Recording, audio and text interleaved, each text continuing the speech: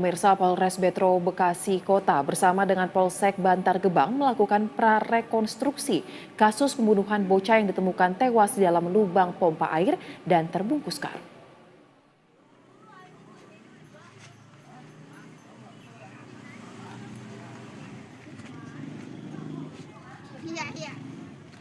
Prarekonstruksi digelar di tempat kejadian perkara atau TKP pembunuhan, yakni di rumah pelaku Didik Setiawan yang berlokasi di Kelurahan Ciketing Udik, Bantar Gebang, Kota Bekasi, Jawa Barat. Prarekonstruksi kali ini dilakukan untuk menguji keterangan pelaku dan memperdalam proses penyelidikan. Dari hasil prarekonstruksi, polisi menemukan ada 5 adegan yang baru yang direka ulang oleh tersangka. Polisi menyebut dalam 5 adegan tambahan yang direka ulang dalam prarekonstruksi tersebut, salah satunya adalah saat tersangka mengikat korban anak dengan tali pendek dan tali kain panjang saat di lokasi kejadian. Prarekonstruksi yang digelar selama kurang lebih 2 jam itu secara keseluruhan, tersangka memerankan sebanyak 34 adegan sebelum dan sesudah melakukan tindak pidana pembunuhan.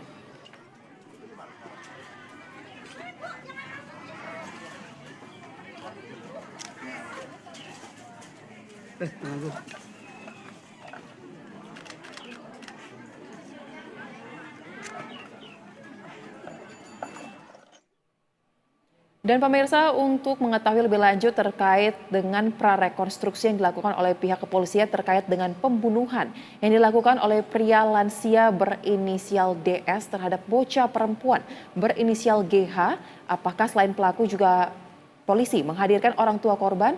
Kita akan tanyakan langsung kepada Muhammad Firdaus selaku Kasat Reskrim Polres Bekasi. Selamat sore, Pak Firdaus. Selamat sore, Mbak.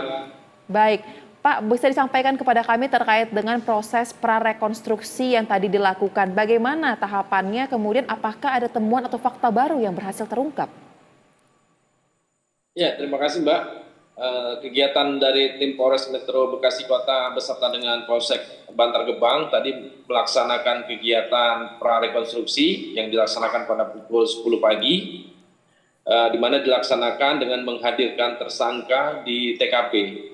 Tahapan-tahapannya kami mempersiapkan tim, terus kemudian untuk saksi dan peran anak sebagai korban itu menggunakan alat yaitu mannequin yang berbentuk anak, dan juga saksi-saksi kami ganti perannya dengan petugas polisi. Nah, dari hasil kegiatan prarekonstruksi yang sudah dilakukan oleh tim penyidik dan petugas Inafis, ada beberapa adegan yang awalnya skenario adegan prarekonstruksi itu ada 29 adegan, ternyata saat dilakukan proses prarekonstruksi itu bertambah 5 adegan. Jadi jumlah keseluruhan pelaksanaan prarekonstruksi ini sebanyak 34 adegan, Mbak. Baik, berarti ada 5 tambahan adegan yang terjadi dalam proses rekonstruksi hari ini. Bisa mungkin disampaikan kepada kami, Pak, 5 ini semuanya merupakan kegiatan sebelum pembunuhan terjadi atau sesudah, dan apa saja adegan itu yang berhasil diketahui? Ya, terkait dengan tambahan 5 adegan yang tadi pada saat di TKP itu 5 adegan ini adalah setelah tersangka melakukan kekerasan terhadap anak mengakibatkan meninggal dunia dan atau pembunuhan. Salah satunya itu tersangka mengikat pada saat tersangka sudah memasukkan anak sebagai korban dalam karung warna putih berukuran 50 kg. Kemudian tersangka mengikat pertama dengan menggunakan tali kain, terus kemudian tersangka mengikat kembali dengan tali warna kuning, tepatnya tali plastik yang tebal, seperti tali tambang tepatnya, Mbak. Nah, kemudian tersangka langsung membawa korban ke belakang dan memasukkan korban yang sudah berada dalam karung tersebut ke dalam sumur sedalam 2 meter. Kemudian tali pengikat tambang tersangka mengikatnya pipa air eh, di pipa air tempat sambungan pompa air. Demikian, Mbak. Setelah itu tersangka menutup lubang sumur dengan asbes. Demikian, Mbak.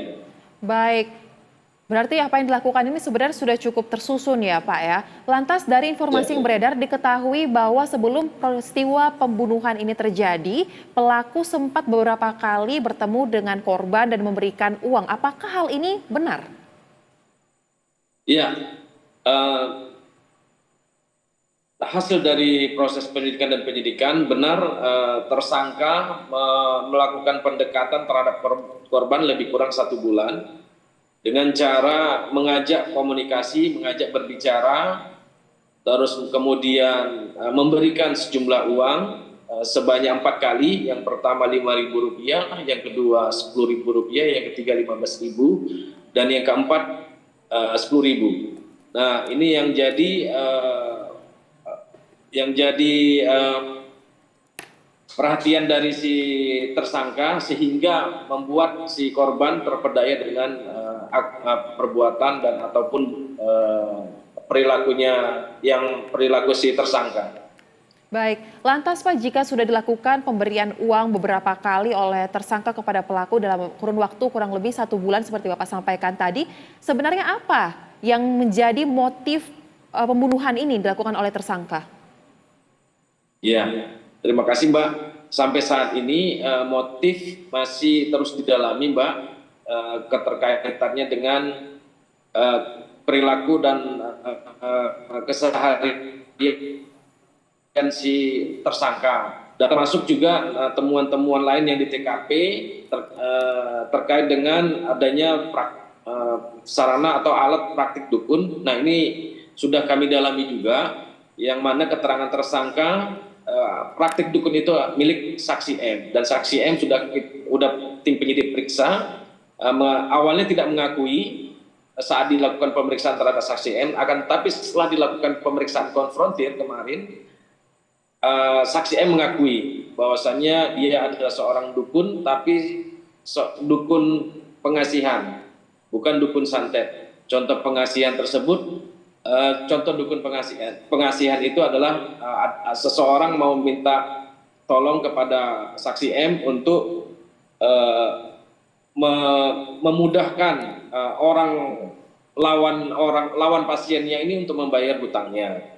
Terus ada lagi pasien yang lain meminta tolong kepada saksi M untuk supaya orang ini senang atau suka sama si pasiennya si M. Nah, seperti itu bentuk itu contoh jasa yang ditawarkan dukun ya? yang iya benar, dukun pengasihan.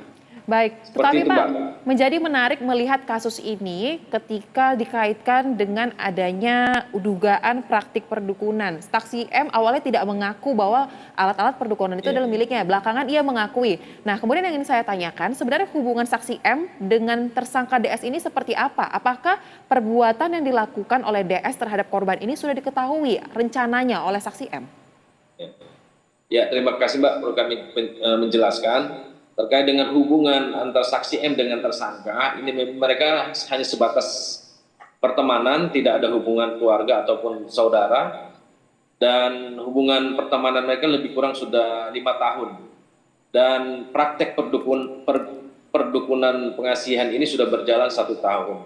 Jadi saksi M ini tidak tinggal serumah dengan tersangka, karena alamat rumah saksi M itu berada di Gunung Putri, Kabupaten Bogor, Mbak. Jadi dia sering ke rumah tersangka, saksi M sering ke rumah tersangka apabila ada pasien. Dan apabila ada pasien tersebut setelah diobati, terus diberikan ada sedikit rezeki, nah saksi M memberikan sedikit rezeki tersebut kepada tersangka. Nah, seperti itu, Mbak. Baik, dari informasi yang kami himpun juga dikatakan bahwa tersangka DS ini sudah tinggal sendiri beberapa lama, anak dan istrinya ini sudah tinggal bersama dengan dia. Apakah hal ini benar, Pak? Kemudian bagaimana sebenarnya sosok tersangka DS ini di mata warga? Ya, terkait dengan tersangka, memang sudah dilakukan pemeriksaan terhadap tersangka, anak kandung tersangka, dan juga istri tersangka. Tersangka memang sudah pisah rumah dengan istrinya selama 3 tahun. Dan tersangka juga ada istri mudanya, dan istri mudanya juga ini sudah berpisah karena sesuatu hal. Terus kemudian dia juga sudah 7 bulan tidak pernah berhubungan badan atau suami istri. Terus kemudian keterangan dari anak istrinya bahwasannya tersangka suka memang anak kecil, suka bercanda, terus kemudian temperamen, suka emosi, nah, seperti itu Mbak. Nah untuk dari keterangan warga, hasil dari pemeriksaan membenarkan bahwasanya tersangka ini kurang bersosialisasi dengan warga sekitar. Baik. Jarang komunikasi, terus kemudian tidak berinteraksi dengan warga sekitar. Baik, sebenarnya kalau kita lihat berarti agak kontras ya Pak, sifatnya temperamen tapi suka sama anak kecil. Terakhir mungkin Pak, pasal berapa yang menjerat perbuatan tersangka? Ya, terkait dengan perbuatan tersangka, sampai saat ini tim penyidik menerapkan pasal 80 ayat 3 terkait dengan kekerasan, pasal 80 ayat 3 terkait dengan kekerasan terhadap anak mengakibatkan meninggal dunia, disertai dengan kekerasan seksual pasal 82, Undang-Undang Perlindungan Anak, kami lapis dengan Undang-Undang pasal 338 KUHP tentang pembunuhan dengan ancaman pidana penjara 15 tahun. Baik, terima kasih Kompol Muhammad Firdaus selaku Kasat Reskrim Polres Bekasi Kota untuk informasi bersama dengan kami. Kami nantikan bagaimana hasil kelanjutan dari penindakan atas kasus ini. Salam sehat. Sebelumnya pemirsa, seorang anak di bawah umur menjadi korban tindak kekerasan seksual dan pembunuhan. Bocah berusia 9 tahun di Bekasi, Jawa Barat tersebut pun meregang nyawa. Jasad korban ditemukan di dalam lubang galian pompa air di halaman rumah warga dengan terbungkus karung.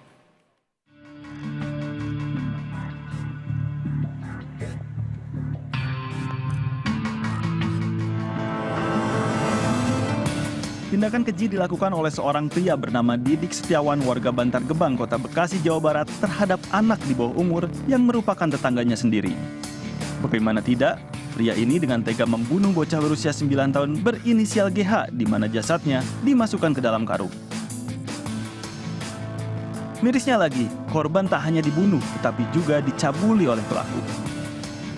Hasil otopsi jasad korban mengungkap adanya luka pada area vital korban. Tak hanya itu, dari hasil olah TKP, polisi menemukan sejumlah barang bukti berupa praktik alat perdukunan hingga foto-foto di rumah korban. Meski begitu, motif pelaku yang kini telah menjadi tersangka pun belum diungkap. Namun, dari hasil penyelidikan sementara, tersangka terindikasi mengalami penyimpangan seksual berupa pedofilia. Penyelidikan polisi kemudian berlanjut dengan adanya indikasi korban lain dalam kasus ini. Polisi bahkan melibatkan tim K9 dari tim Satwa Dit Samapta Polda Metro Jaya. Hal ini dikarenakan polisi sempat menemukan bekas semen baru di rumah tersangka Didik Setiawan. Saat itu polisi telah menggali titik tersebut sedalam setengah meter, namun tidak ditemukan korban lain. Seperti diketahui, kasus pembunuhan ini terungkap setelah warga kampung Ciketik Udik, Bantar Gebang, Kota Bekasi dikejutkan dengan penemuan jasad bocah berusia 9 tahun di belakang rumah warga. Korban ditemukan terbungkus dalam karung di dalam lubang dekat mesin pompa air. Awalnya korban dinyatakan hilang pada Jumat pekan lalu. Keluarga korban kemudian membuat laporan orang hilang ke pihak kepolisian, namun betapa terkejutnya setelah mengetahui bocah malang itu menjadi korban pembunuhan dan tindak kekerasan seksual. Tim Liputan BTV.